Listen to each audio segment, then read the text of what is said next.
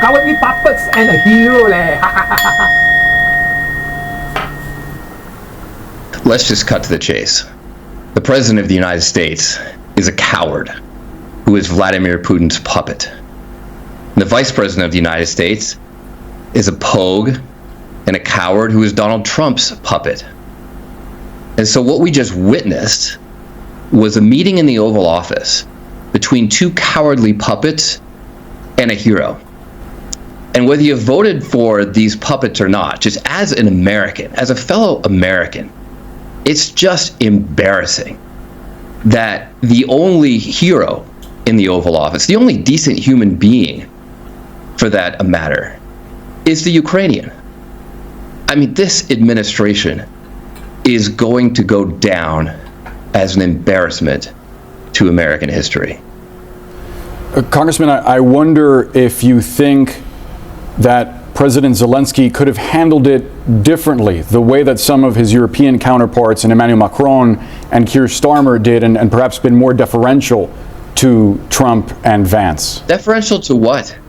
Deferential to a president who allowed a deal in his first term to crumble because Putin just violated it?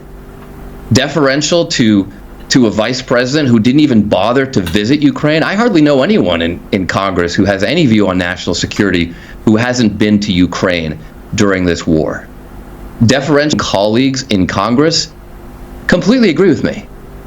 They know the truth here. They're just too scared to say it themselves. What do you mean? I'm talking about the kind of diplomacy that's going to end the destruction of your country. Yes, but if you Mr. President, with respect, I think it's disrespectful for you to come into the Oval Office and try to litigate this in front of the American media. Right now, you guys are going around and forcing conscripts to the front lines because you have manpower problems. You should be thanking the president for trying to bring an end to this conflict. Have you ever been to Ukraine that you say what problems we have?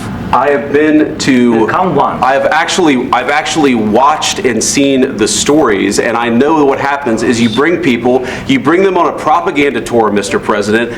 Do you disagree that you've had problems bringing people into your military? And do you think that it's respectful to come to the Oval Office of the United States of America and attack the administration that is trying to prevent the destruction of your country? A lot of questions. Let's start from the beginning. Sure. First of all, during the war, everybody has problems, even you, but you have nice ocean and don't feel now, but you will feel it in the future. God bless. You don't know that. God bless. God bless. You will not have a war. Don't tell us what we're going to feel. We're trying to solve a problem. Don't tell us what we're going to feel. I'm not telling you. Because you're in no position to dictate that. That's exactly Remember what this. You're in no position to dictate what we're going to feel. We're going to feel very good. You will feel influence. We're going to feel very good and very strong. You will feel influence. You're right now not in a very good position. You've allowed yourself to be in a very bad position, and he happens to be right about it. From the very beginning of the war. You're not in a good position. You don't have the cards right now. With us, you start having cards. Playing cards. Right now, you don't. You're playing cards. Mr. President. You're playing cards. Serious. You're gambling with the lives of millions of people. You're gambling with World War III. You're gambling with World War III. And what you're doing is very disrespectful to the country, this country, that's back to you, far more than a lot of people said they should have. Have you said thank you once this entire meeting? No, in this entire meeting, have you said thank you?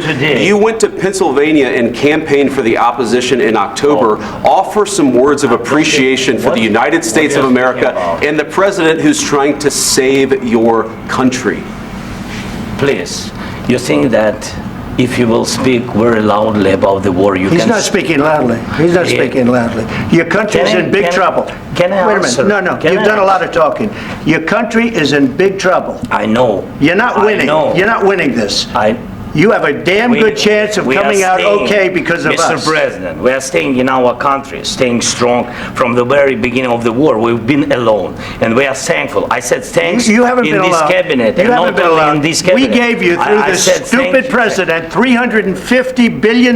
You voted we gave for you your military equipment, and your men are brave, but they had to use our military. What about if you didn't have our military equipment, you invited me if you didn't have our military equipment, this war would have been over in 2 weeks. In 3 days, I heard it from Putin. In 3 days, this is something Maybe new. less. In 2 weeks, of course, yes. It's going to be a very hard thing to do business like this. I tell you. Just say thank you. I said a lot of times that there, except to that, American people. Except that there are disagreements, and let's go litigate those disagreements rather than trying to fight it out in the American media when you're wrong.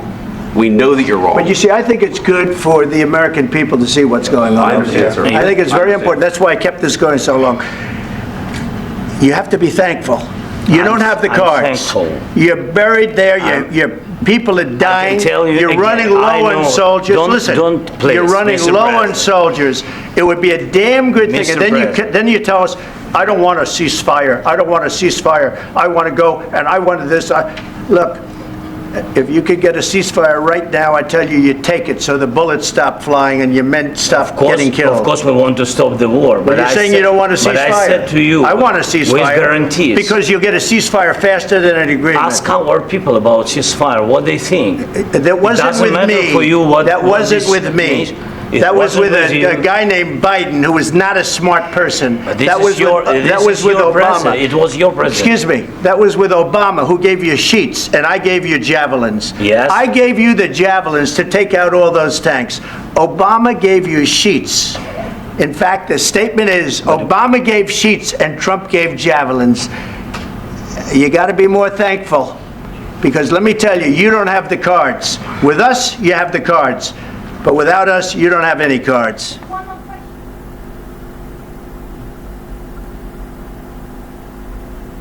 President Zelensky just gave an interview to Fox, and President Zelensky was asked if he owes President Trump an apology. Listen to this.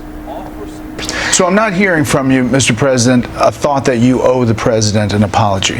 No, I respect President and I respect American people.